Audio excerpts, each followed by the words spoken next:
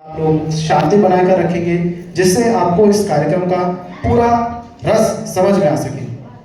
मित्रों, मेरे सामने आज एक समस्या है। आज मैं अकेला एंकर हूँ, मुझे कोई एंकर ही नहीं मिला। देखते हैं कोई मिलता है तो। अरे आरुषि, आप कहाँ जा रहे हैं? दरअसल हरीश सर ने होमवर्क दिया हुआ था तो उसी को करने के लिए जा रही थी मैं। अरे हाँ, यहाँ पर आपको होमवर्क की पड़ी है। मेरे सामने तो समस्या है कि मुझे अकेले एंकरिंग करनी पड़ी है। क्या आप करेंगे मेरे साथ एंकरिंग? चलिए अब हम लोग कार्यक्रम की शुरुआत करते हैं। इससे मुझे कुछ देर के लिए होमवर्क से भी छुटकारा मिल जाएगा।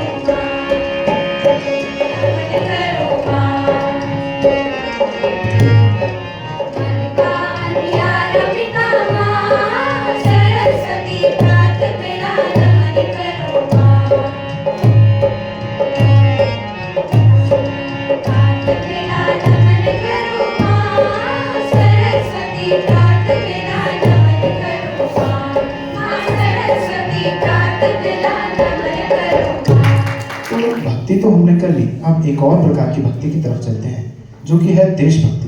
देशभक्ति तो हर व्यक्ति के हृदय में बसनी ही चाहिए। तो ऐसे ही देशभक्ति से पूरी प्रस्तुति के लिए मैं बुलाना चाहूँगा मनीषा को, उनकी कविता के लिए।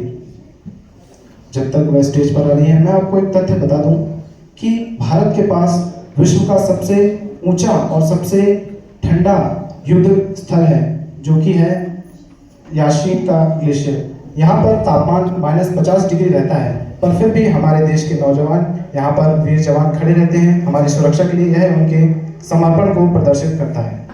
ये मेरी कविता का शीर्षक है। आदरणीय प्रधानाचार्य महोदय, पूजनीय शिक्षक एवं यहाँ पर उपस्थित मेरे सभी छोटे बड़े साथियों, आज मैं आप सभी के समक्ष एक देशभक्ति कविता लेकर उपस्थित हूँ। जैसे कि मैंने कहा, इसका नाम है देश की गाथा। हमारे देश की गाथा। हमारे देश की गाथा विरासत की निशानी है, नहीं ये चंद पन्नों की, ये लंबी सी कहानी है, ये लंबी सी कहानी है। हमारे देश की गाथा विरासत की निशानी है। हमारे घर के सिरहाने कोई भूखा नहीं सोया, हमारी संस्कृतियों ने सदा ही पुष्पीय बोया।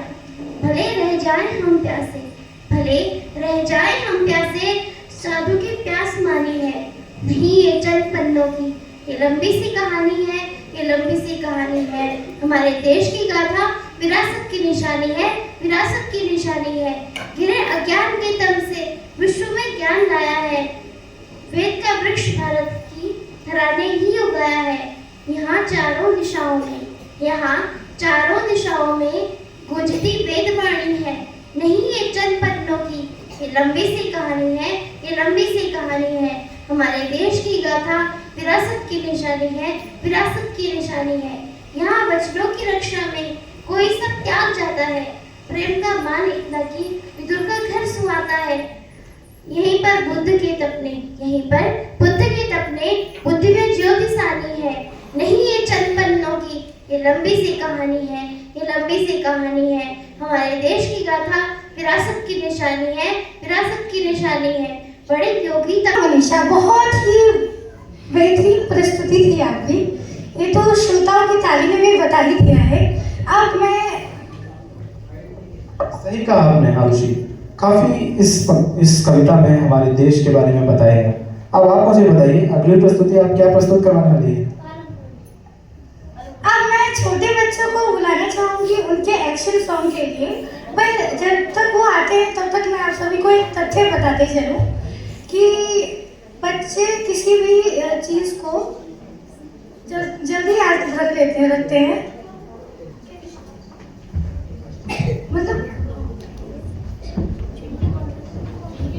बच्चों को यदि किसी भी चीज और बच्चों को यदि बहुत ही कम एज में कोई चीज याद कराई जाती है तो वो उस चीज को जीवन भर याद रखते हैं।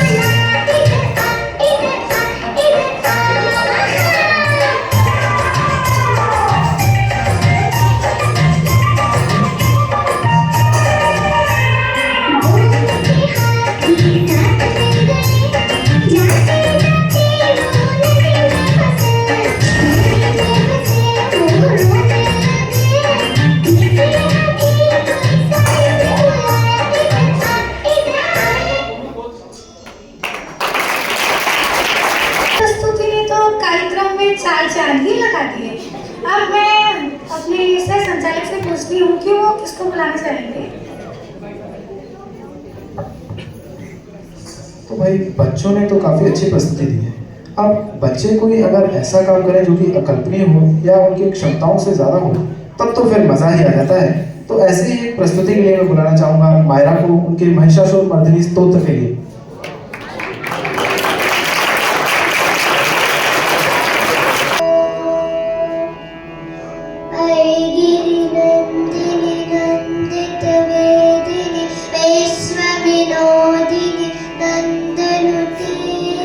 गिरिवर विंध्य शिरोध निवासिनी विष्णुविलासिनि जिष्णुनुते भगवती शितिकण्ठ कुटुम्बिनि भूरि कुटुम्बिनि भूरि कृते जय जय महिषासुरमर्दिनि रम्यकपर्दिनि शैलसुते सुरवरवर्जिनि दुर्धरदर्शिनि दुर्मुखमर्शिनि हर्षरते त्रिभुवनपोषिनि शङ्करतोषिनि नीलविषभूषिणि गोचरते तनुजनिरोषिनि दितिसुतरोषिनि दुर्मधशोषिनि सिन्धुसुते जय जय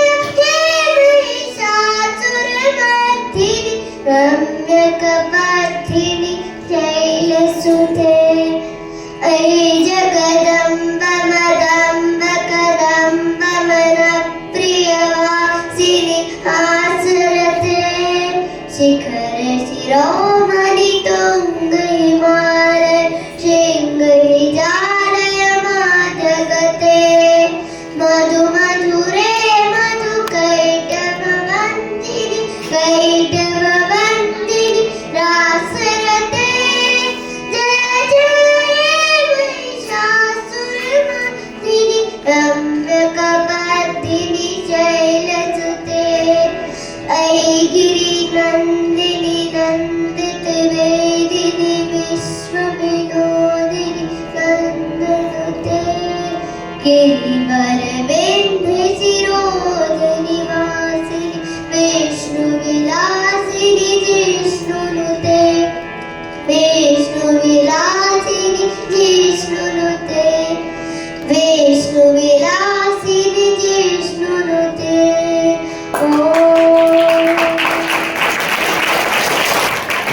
काफी अच्छे से लिखा है।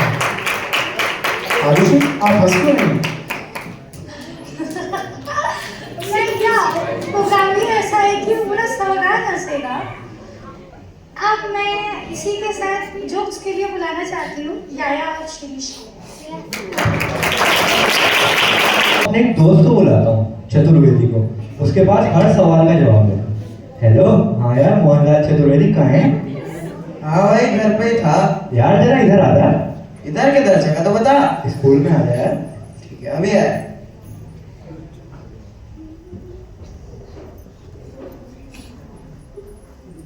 ले आ गया।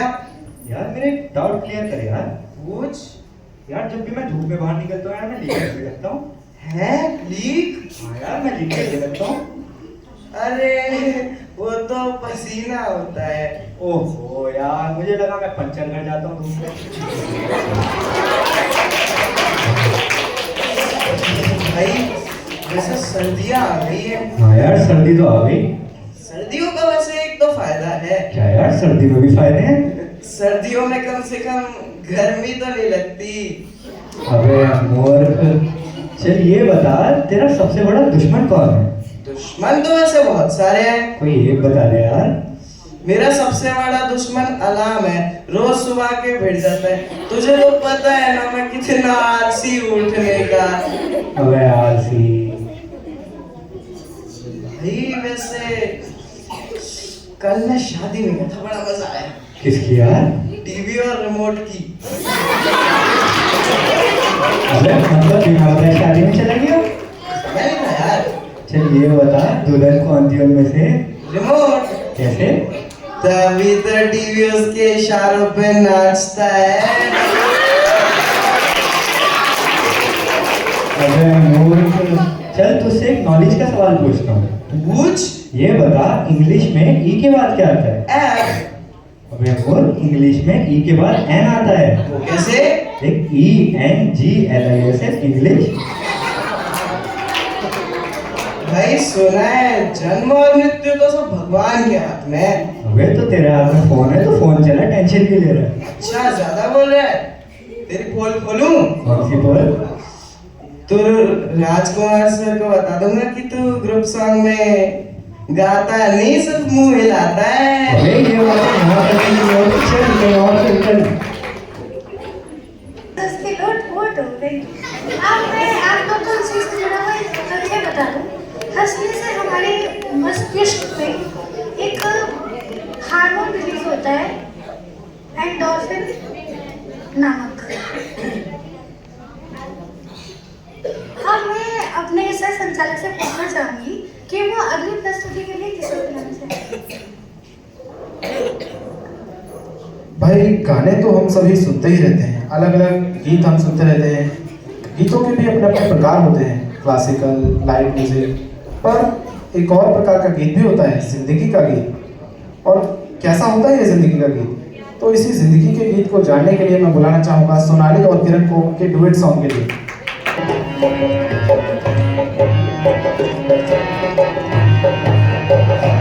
जिंदगी प्यारे का गीत है, जिसे हर दिल को गाना पड़ेगा।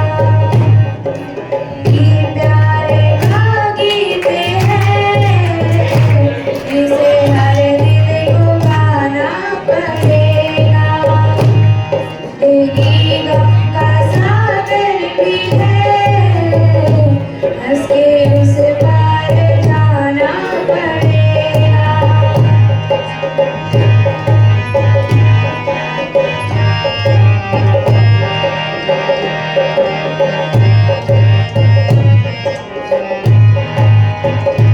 जिसका जितना वो आचर यहाँ है, उसको सौगात उतनी मिलेगी। जिसका जितना वो आचर यहाँ है, उसको सौगात उतनी मिलेगी। जीवन में करना गिरे तो कांटों से भी निभाना पड़ेगा। जिंदगी प्यारे का गीत है, इसे हर दिल को गाना पड़ेगा। बहुत ही प्यारा गीत था। इसमें हर एक बात एक मंत्र जैसी थी। जिंदगी के बारे में काफी कुछ सिखा दिया इस गीत ने हमें। अच्छा आरुषि, मैं आपसे एक बात पूछना चाहता हूँ, क्या आपके जीवन में कभी कोई निराशा का क्षण आया है? क्या कभी कोई ऐसा पड़ाव आया है जब आप बहुत ज्यादा निराश हो गए हो? कभी आशा तो कभी निराशा, ये दोनों ही जीवन का एक पहलू है। और विद्यार्थी जीवन में हम ना जाने कितने तनावों और संघर्षों से, सफलताओं से, असफलताओं से गुजरते रहते हैं। इसी पर प्रकाश डालने के लिए हम कुशाग्र और उनकी टीम को बुलाते हैं उनके लघु नाटिका के लिए। आज हम आपके समक्ष एक लघु नाटिका लेकर उपस्थित हुए हैं, जिसका शीर्षक है विद्यार्थी जीवन में बढ़ता हुआ तनाव। नाटक प्रारंभ होने से पूर्व मैं आपको ये बताता चलूं कि यह नाटक महाराणा प्रताप सदन के छात्रों द्वारा इस पर रचित है। प्रथम दृश्य, पर्दा उठता है। इस दृश्य में दंपति अपने छोटे से बच्चे को दुला रहे हैं। आइए देखते हैं उनके बीच क्या वार्तालाप चल रहा है। होकर इंजीनियर बनेगा, इंजीनियर। अरे लाइए जी, हमारा बेटा बड़े होके इंजीनियर नहीं, हमारा बेटा तो बड़े होके एथलीट बनेगा, एथलीट। दूसरा दृश्य, 16 साल बाद एक विद्यालय की 12वीं कक्षा में अध्यापिका प्रवेश करती है। Friends, good morning ma'am. तो कैसे हो आप सब? अच्छे हैं मैम। पढ़ाई कैसी चल रही है सबकी? अच्छी चल रही है मैम। चलो सब लोग अच्छे से पढ़ाई करना, तो प्री बोर्ड आने वाले हैं ना, इसलिए सब लोगों को अच्छे से पढ़ाई करनी है, ओके? Yes ma'am.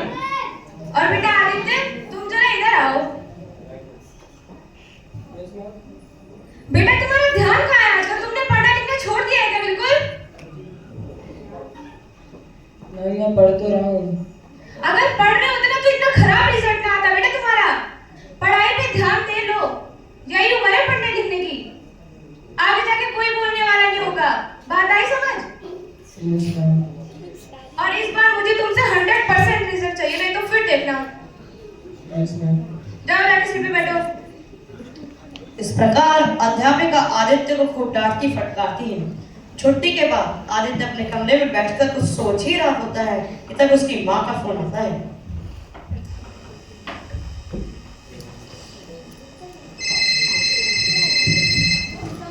अरे टीचर ने डांट दिया। और अब ये किसका कॉल है? अरे मम्मी का कॉल। लगता है मम्मी को मेरी स्मार्ट वॉच याद रह गई। उठा। हेलो मम्मी, नमस्ते। कैसे हो आदि बेटू? मम्मी मैं बढ़िया, आप बताओ कैसे हो आप? बेटा मैं भी ठीक हूँ। अच्छा तुमको मैं ये बताने के लिए फ़ोन की थी कि तुम्हारे स्कूल के ग्रुप में मैसेज आया हुआ है कि तुम्हारा रनिंग कंपटीशन होने वाला है बेटा, तो उसका प्रिपरेशन कैसे चल रही है बेटू? मम्मी कंपटीशन की प्रिपरेशन वो तो बढ़िया चल रही है। मम्मी आपने इसके लिए कॉल किया था, मुझे लगा कि आप स्मार्ट वॉच के लिए कॉल कर रहे हो। बेटा कोई स्मार्ट वॉच तुमको नहीं देने वाली। पहले तुम कंपटीशन में फर्स्ट आके दिखाओ, और क्लास 12 में भी तुमको फर्स्ट आना होगा। याद है ना तुमको पिछली बार रघुवंशी जी का बेटा फर्स्ट आया था तो लोग पूरे मोहल्ले में मिठाई बंटवाए थे। मैं चाहती हूँ मेरा बेटा फर्स्ट आए तो पूरे शहर में मिठाई बंटवाओ। समझ गए बेटा तुम? मम्मी लेकिन आपने स्मार्ट वॉच के लिए भी तो कहा बेटा था। नहीं दूंगी तुमको स्मार्ट वॉच, पहले फर्स्ट आके दिखाओ। बोला ना, सारा मूड खराब कर दिया बेटा तुमने मेरा। फोन रख दूं मैं? Mummy please. जैसे उसकी माँ से बात खत्म होती है कि उसके थोड़ी देर बाद उसके पिता का फोन आता है। और पता नहीं आज कैसा सा दिन जा रहा है। मम्मी को मेरी स्मार्ट वॉच भी याद नहीं रही, रघुवंशी जी का बेटा याद नहीं। पापा का कॉल। लगता है पापा को मेरी साइकिल तो याद रही होगी। मैं देता हूँ। हेलो पापा, नमस्ते। नमस्ते, कैसा है मेरा फ्यूचर इंजीनियर? फ्यूचर इंजीनियर पापा बढ़िया, आप बताओ कैसे हो आप? मैं भी बढ़िया हूँ। पता है ना जेई के एग्जाम की डेट आ गई है, जनवरी में एग्जाम है। पढ़ाई लिखाई कैसे चल रही है तुम्हारी? जी यही तो। हाँ पापा निकल गया, डेट निकल गई है। हाँ तो फिर पढ़ाई लिखाई तुम्हारी अच्छी चलनी चाहिए। किसी सब्जेक्ट में कोई दिक्कत हो तो बताओ, उसमें अलग से ट्यूशन लगवा देता हूँ। नहीं पापा मैं कर लूंगा। कर लूंगा नहीं बेटा, बहुत अच्छे से करना है, अच्छी रैंकिंग लानी है, इंजीनियर बनना है ना। हाँ जी बनना है। तो फिर अच्छे से पढ़ाई करो। बाय। पापा को मेरी साइकिल की बात याद नहीं रही और मम्मी को अपना स्मार्ट वॉच भी याद नहीं रहा। मैंने मम्मी से मांगा था। आज का दिन सुबह से ही अच्छा नहीं जा रहा। चलो कुछ नहीं तो खाने खा के आ जाता हूँ, वही नसीब में हो जाएगा। खाना खाने के बाद आदित्य थोड़ा टहल ही रहा होता है कि तब उसके दो मित्र उसके पास आते हैं।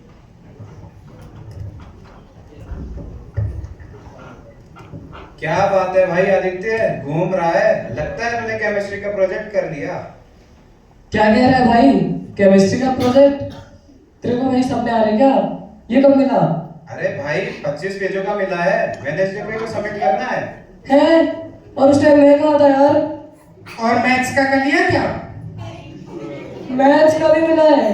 हाँ भाई वो तो मंडे को ही सबमिट करना है। दोस्तों यार तुम बहुत लेट में बता रहे हो भाई, अभी मैं जा रहा हूँ, बहुत सारा काम करना है, मुझे अपना होमवर्क सबमिट करना है। प्रोजेक्ट की बात से तो वो स्तब्ध रह जाता है। अगले दिन आदित्य हताश और निराश होकर रोड क्रॉस करते हुए कोचिंग पढ़ने जा रहा है और अपने सभी तनावों के बारे में सोच रहा है।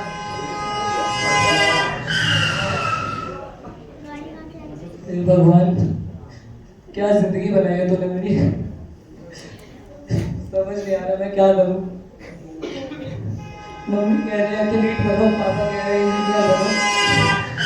किनकी सुनूं मैं? मैं क्या करूं? दिसंबर में एथलीट की कंपटीशन है और जेई और बोर्ड तो एक साथ आ रहे हैं। 10वीं में मैं 96% लाया, 11वीं में मैं 98% भी ले आया। अब क्या चाहते हैं ये लोग कि मैं 110 ले आऊं 12वीं में अपने? ये तो आदित्य हट जाओ भाई क्या कर रहा है तू? पागल हो गया क्या? रोड क्रॉस कर रहा है, ध्यान कहाँ है तेरा? हाँ भैया मैं पागल हो गया, वो बीच में क्यों आया? हट जाओ यहाँ से, हट जाओ यहाँ से। भाई ये अभी से क्या कर रहा है तू? ये सब कोई प्रॉब्लम है तो मुझे बता। आप प्रॉब्लम सुनोगे? सुनो मेरी प्रॉब्लम।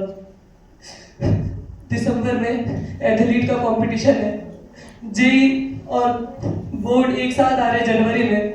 मम्मी कहती है एथलीट बनो, पापा कहते हैं कि इंजीनियर बनो। आप बताओ मैं क्या क्या करूं? मेरे खुद के भी सपने हैं भाई, मैं उन पे ध्यान ना दूं क्या? क्या अच्छा। बताओ। तेरी ये प्रॉब्लम है। देख तू शांत हो जा। जो तू फेस कर रहा है ना, ये लगभग हर स्टूडेंट अपनी लाइफ में फेस करता है, और कई सारे बच्चे तेरी ही तरह सोचते हैं और फिर कोई दुर्घटना हो जाती है। मुझे एक बात बता, कभी तूने खुद सोचा कि तुझे कहाँ क्या बनना है, तेरा किस चीज में इंटरेस्ट है? नहीं ना? तो फिर सोच, अभी तेरे जेई का कॉम्पिटिशन आ रहे हैं, एथलीट के कॉम्पिटिशन भी हैं, और इस साल तो तुझे बोर्ड का एग्जाम भी देना है। तो इसका कोई स्ट्रेस मत ले, शांत रह, टाइम को मैनेज कर। अगर तू स्पोर्ट्स और स्टडी दोनों को टाइम देगा, अच्छे से मेहनत करेगा, तो तू सब कुछ बहुत ही अच्छे से और आराम से कर पाएगा और अच्छा परफॉर्म भी करेगा। लेकिन अगर ऐसे प्रेशर लेगा ना भाई, तो कुछ नहीं हो पाएगा। और हाँ, दूसरी चीज़ कि चाहे तो किसी भी फील्ड में कुछ भी कर रहा हो, कभी फर्स्ट आने के बारे में तो सोचना ही नहीं है। तेरा फोकस हमेशा इस चीज़ पे होना चाहिए कि मैं बेस्ट परफॉर्मेंस कैसे दूँ, अपना बेस्ट परफॉर्म कैसे करूँ। हर चीज़ में अपना 100% दे तो रिजल्ट अच्छा ही आएगा। और अपने मम्मी पापा से बात कर, उन्हें समझा कि तेरा किस चीज़ में इंटरेस्ट है, तुझे क्या करना है। अगर तू उन्हें बताएगा तो वो तेरी बात जरूर समझेंगे और सपोर्ट भी करेंगे। समझ गया? जी समझ गया। गुड। आपसे ऐसा स्टेप लेने के बारे में कभी मत सोचना। और हाँ, रोड पे से जॉम्बीज की तरह तो बिल्कुल मत चलना। चल कुछ खा के आते हैं।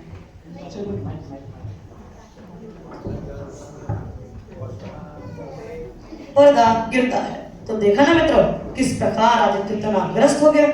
इसीलिए यदि हमारे समक्ष कोई परिस्थिति या किसी के कारण कोई दुविधा आती है तो हमें शांत होकर चिंतन करना चाहिए, धैर्यपूर्ण विधि से निर्णय लेने की चेष्टा करनी चाहिए और अपने जीवन में घनिष्ठ मित्र अवश्य रखना चाहिए, जिससे आप अति विकट परिस्थितियों में भी गलत निर्णय न ले लें।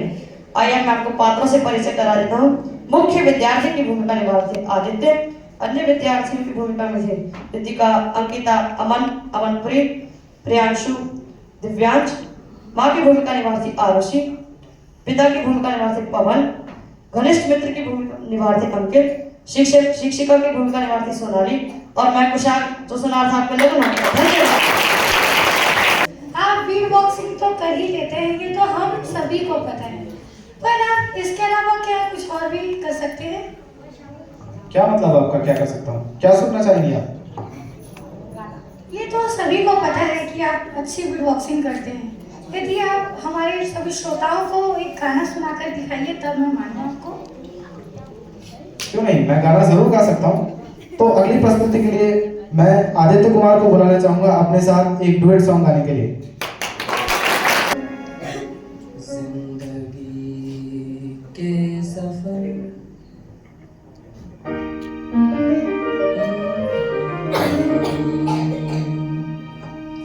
जिंदगी के सफर में गुजर जाते हैं जो मकान, वो फिर नहीं आते, वो फिर नहीं आते।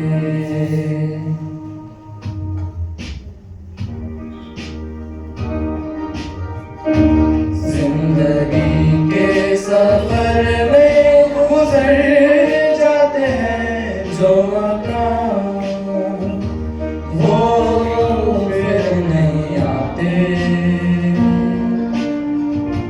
वो फिर नहीं आते। जिंदगी के सफर में गुजर जाते हैं जो मकान, वो फिर नहीं आते, वो फिर नहीं आते।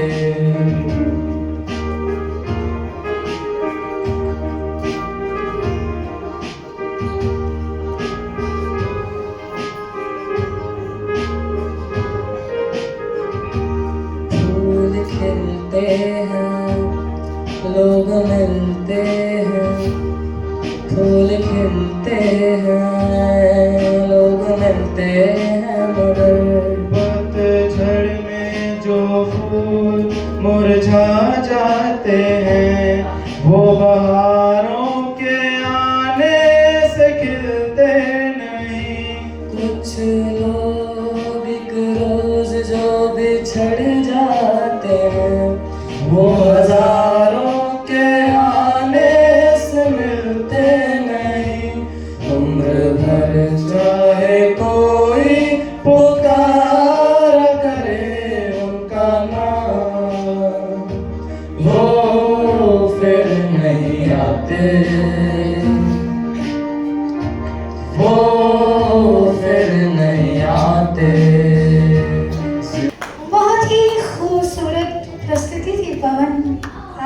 और आदित्य की। अब मैं आपसे पूछना चाहूंगी कि अब आप अगले कार्यक्रम के लिए किसे बुलाना चाहेंगे? तो जैसा कि हम सभी ने कविताएं भी सुन ली, गीत भी सुन लिए, जोक्स भी सुन लिए, तो अब मैं बुलाना चाहूंगा अंशिका को उनके डांस के लिए।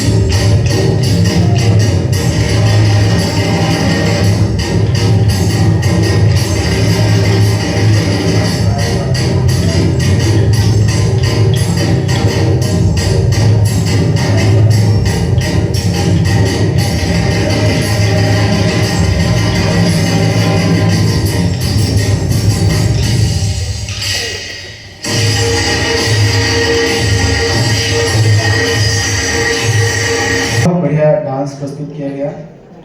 तो अब मैं पूछना चाहूंगा आरुषि से अगली प्रस्तुति के लिए। अब मैं उस प्रस्तुति को बुलाना चाहूंगी जिसका इंतजार श्रोताओं को हर कार्यक्रम में होता है।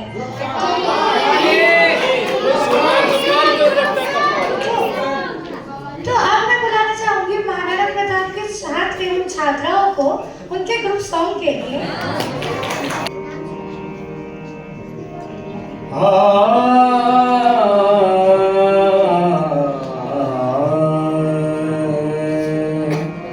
अयं निजः परो वेति गणना लघुचेत्साम् उदारचरितानां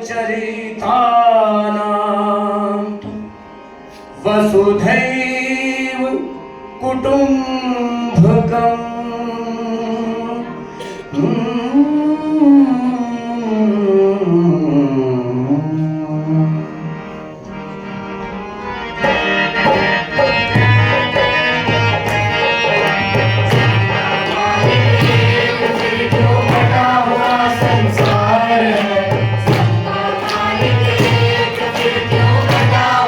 संसार है, सच पूछो तो सारी दुनिया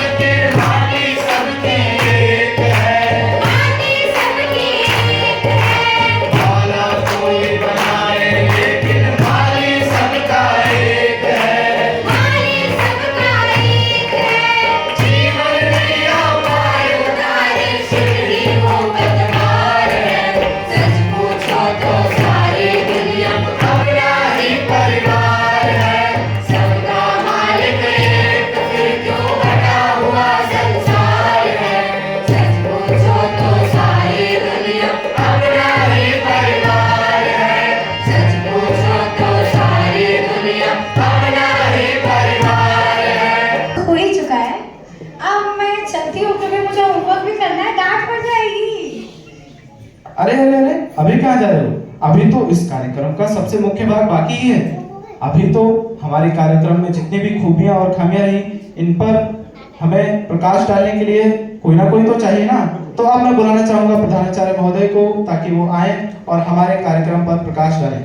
और हम लेते हैं आप सभी से बड़ा धन्यवाद। जय हिंद बच्चों। तो कैसी लगी आपको बाल सभा? बहुत अच्छी। सबसे ज्यादा तो मैं देख रहा था छोटे बच्चे जब जोक सुनाए जा रहे थे ना, छोटे बच्चे बड़ा एंजॉय कर रहे थे हैं। ऐसे ही जोक होने चाहिए बाल सभा में, जो छोटे बच्चों के लेवल के हों और डबल मीनिंग जोक ना हो और जिनको बच्चे एंजॉय कर पाएँ। अच्छी बात है। इसी तरह के बचपन को हमें बना के रखना चाहिए, अच्छी बात है। और कार्यक्रम काफ़ी अच्छा रहा। सरस्वती वंदना में जो माँ शारदे के बिल्कुल तैयार होके आरुषि आई थी, और बीच में एक बार पवन बोल रहा था, आरुषि आप हंस क्यों रही हो? तो पवन, आरुषि तो हमेशा ही हंसती रहती है, ये तो जब रोती है तब भी हंसती है। जैसे वो बोल रहा था ना कि भाई सर्दी की क्या खासियत है, कह रहा कि सर्दी में गर्मी नहीं लगती। तो ऐसे ही आरुषि जब इसको चोट लग जाए तब भी हंसती है, और जब रोती है तब भी हंसती रहती है। आंखों में आंसू होंगे, रोती रहेगी और हंसती भी बताएगी, सर मुझे चोट लग गई, है ना। तो अच्छी बात है, आरुषि इसी तरह हंसते रहो। हमारे देश की गाथा मनीषा ने जो कविता गाई, या छोटे बच्चों का खास तौर से जो यहाँ पे वो था ना, कालू मदारी आया बंदर मामा, लेकिन उसमें कालू मदारी के बजाय गोल्डन मदारी था भाई। है ना। वो जो उसका भालू था ना, वो काले के बजाय गोल्डन था। तो वो कालू मदारी तो था लेकिन भालू गोल्डन था। तो लेकिन वो गोल्डन होके भी बड़ा अच्छा लग रहा था। खास तौर से जो बिल्ली बनी थी बच्ची, वो तो बस बच्चों को पंजे मारने के लिए हर समय तैयार दिख रही थी। मायरा का जो महिषासुर मर्दिनी था, ये मैंने पहले भी सुना है, एक ही बार में पहले सुना है मैंने। मुझे नहीं पता था कि मायरा इतना अच्छा गाती भी है। बहुत अच्छी बच्ची है। और याहिया के और श्रीश के जो जोक थे वो भी अच्छे थे। हालांकि श्रीश ऐसे बोलता है, ये मैंने पहली बार ही देखा। मतलब कभी लगा नहीं कि श्रीश और याहिया इस तरह की मस्ती कर सकते हैं।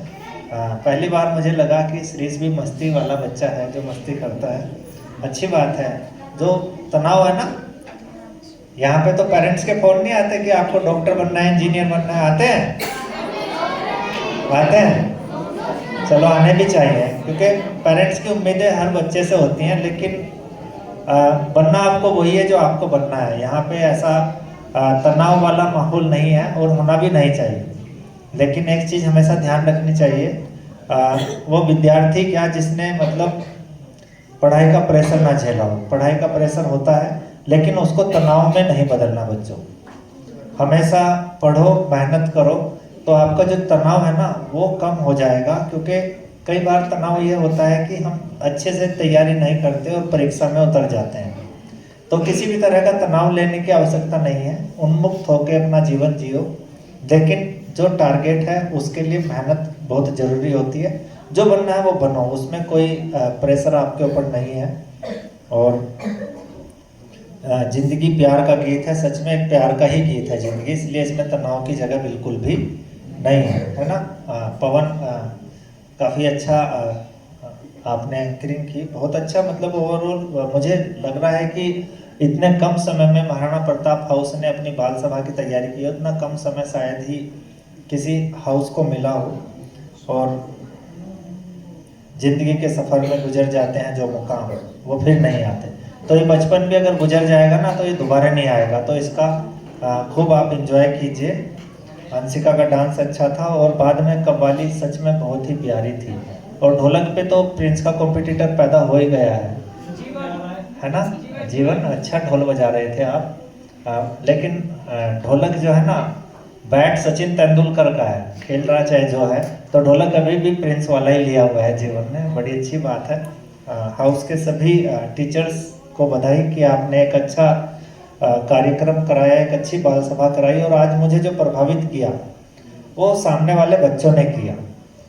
जहाँ ताली बजानी है वहाँ तालियाँ आपने बजाई, जहाँ एंजॉय करना है वहाँ एंजॉय किया। नेसेसरी कोई हुटिंग नहीं थी, डिसिप्लिन बहुत अच्छा था। तो ये चीज़ मुझे पसंद आई। बाल सभा तो बहुत अच्छी थी ही, लेकिन सामने जो आप लोग बैठे हैं, आप लोगों ने बहुत अच्छे से इसका मतलब इस कार्यक्रम को एंजॉय किया है। अब पिछली बार आपके 8.5 थे, इस बार आपके 9 नंबर हैं।